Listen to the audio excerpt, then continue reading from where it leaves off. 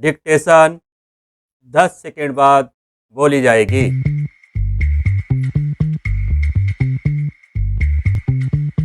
5 second. Ready, start. अब यह भली भांति ज्ञात है कि भारतीय राजनीति एक ऐसे चरण से गुजर रही है जिसे भारतीय जनता पार्टी के दबदबे वाला पॉलिटिकल पार्टी सिस्टम कहा जाता है। सत्तारूढ़ दल भाजपा दूसरों के उलट लगभग सभी राज्यों में प्रभावशाली ढंग से प्रतिस्पर्धा करने में सक्षम है। दूसरी बड़ी राष्ट्रीय पार्टी कांग्रेस की राष्ट्रव्यापी मौजूदगी है, लेकिन कई राज्यों में गंभीर कमजोरियों ने उसे लाचार बना रखा है। वह राज्यवार गठबंधनों के जरिए इस लाचारी पर विजय पाने की कोशिश करती है।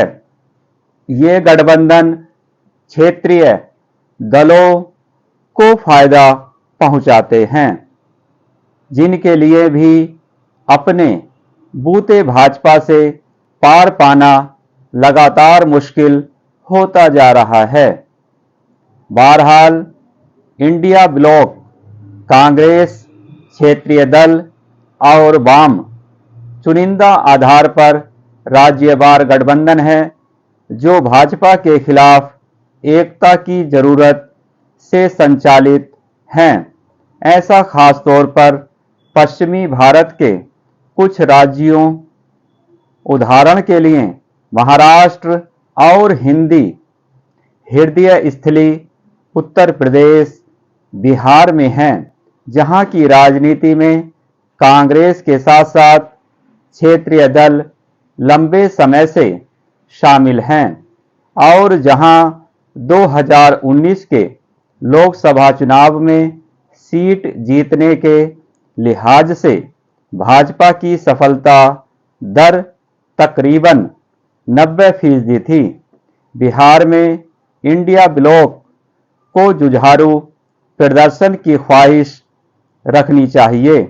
राष्ट्रीय जनता दल विधानसभा में सीट और मतों की हिस्सेदारी के लिहाज से अकेली सबसे बड़ी पार्टी है और राष्ट्रीय जनता दल, कांग्रेस व वाम का गठबंधन 2020 के विधानसभा चुनाव में सत्तारूढ़ भाजपा जनता दल यूनाइटेड गठबंधन को उलटने के बहुत करीब आ गया था।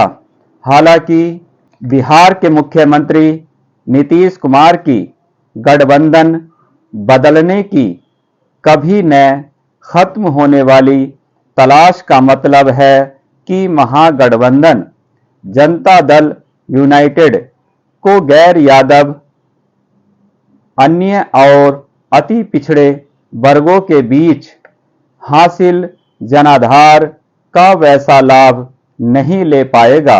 लेकिन राष्ट्रीय जनता दल ने पूरी दृढ़ता से टिके रहने की क्षमता दिखाई है और कांग्रेस व वाम ने एक सुर में वैचारिक रूप से भाजपा विरोधी आवाज मजबूत की है।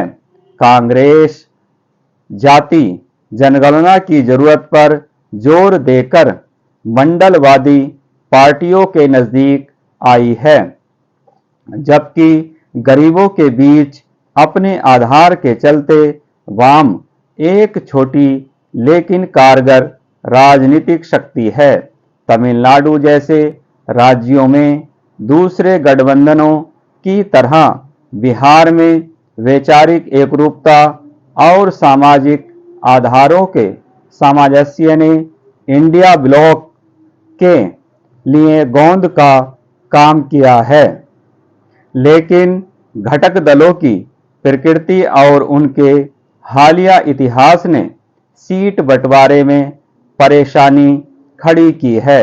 आपराधिक मुकदमों का सामना कर चुके विवादास्पद पूर्व सांसद पप्पू यादव और उनके दल का कांग्रेस द्वारा अपने खेमे में स्वागत करना राजनीति के अपराधीकरण के खिलाफ पार्टी के संदेश के लिए ठीक नहीं है। मंडलवादी पार्टियों की सापेक्षिक गिरावट और भाजपा के उत्थान ने मंडलवादी पार्टियों के लिए यह जरूरी बना दिया है कि वे बाहुबलियों और पहचान की संकीर्ण राजनीति पर अपनी निर्भरता से आगे निकलने के लिए अपनी वैचारिक स्थिति में आमूल चूल बदलाव लाएं।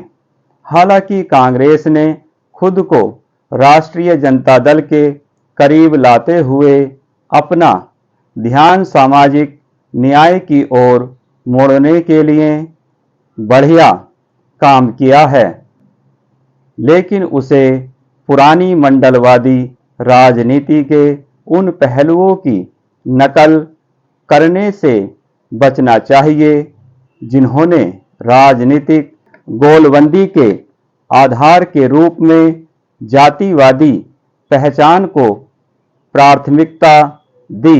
स्टॉप।